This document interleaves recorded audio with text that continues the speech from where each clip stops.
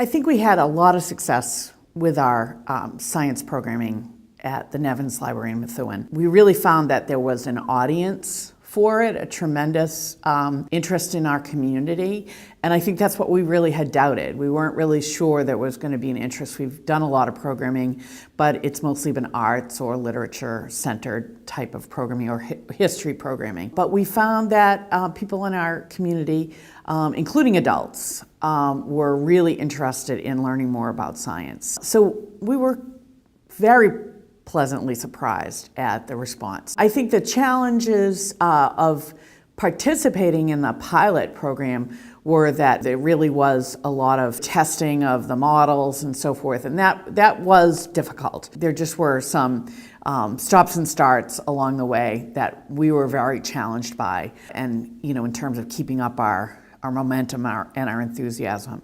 But once we got past those pieces and we really got underway with the actual planning of the programs and what we were going to do, we really got right into it. And again, our patrons loved the things that we did. One of the things that I also thought challenged us in a very positive way was that I think the Cornerstones folks were looking for something beyond just lecture type programming, and they kept urging us to think more expansively about what libraries can do and what libraries can provide in terms of continuing education for our communities, and things that entertain and also educate.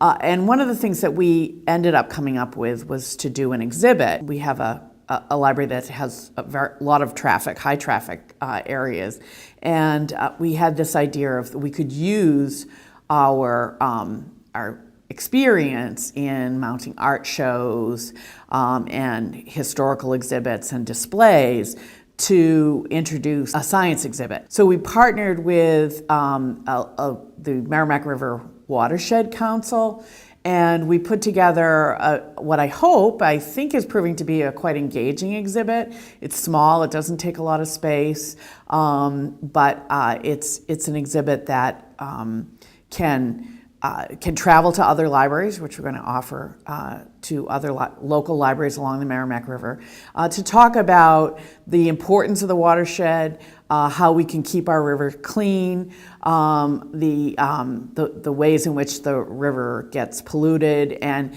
it was really a challenge to work with another organization and to develop this exhibit that I think can reach people of all ages and all interest levels. So that was a tremendous challenge, but also a success.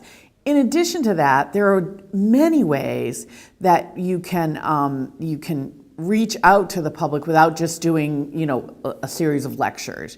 We began to think about how we can use our website to get science out there and get people engaged in science. We haven't done all these things, but we're talking about doing. You can link to cameras that watch animals, for example, or watch birds nesting, and there's a tremendous variety of really interesting and engaging stuff online for citizen science and for people of all ages. Again, and I think the library's website is a place where people can find that material, and it can be curated and selected.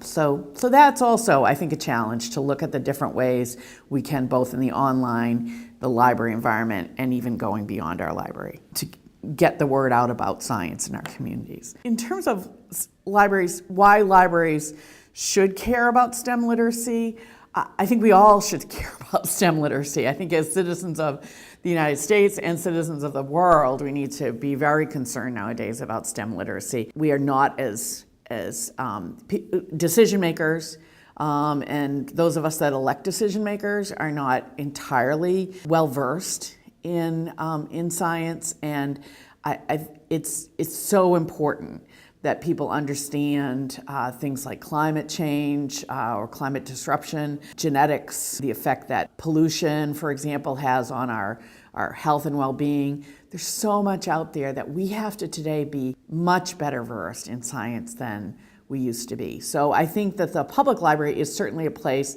where everyone can come and a good place to not only learn about, but to talk about science and its effect on our daily lives and on our communities.